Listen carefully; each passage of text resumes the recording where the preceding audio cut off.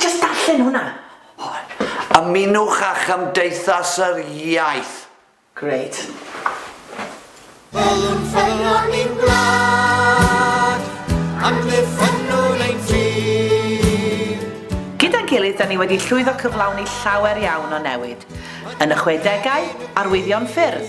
Yn y 70au a'r 80au, Sianel deledu Cymraeg. Yn y 90au, Deddf Iaith 1993. 2010, statws swyddogol i'r Gymraeg drwy fesur y Gymraeg.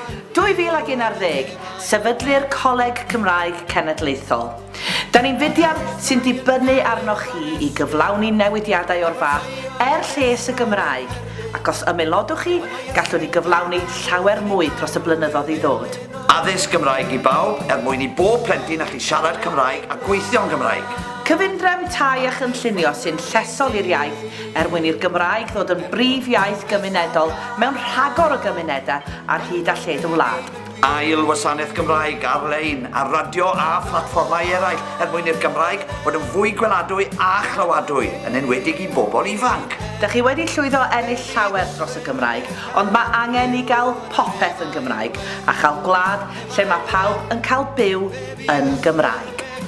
Nid mudiad arferol yw Cymdeithas yr Iaith, ond cymdeithas o bobl sy'n dibynnu arnoch chi. Ymunwch â ni, cymdeithas.org/ymelodi. Ymunwch a Chymdeithas yr Iaith.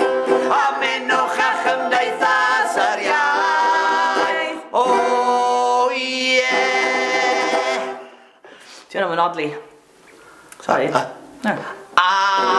un waith!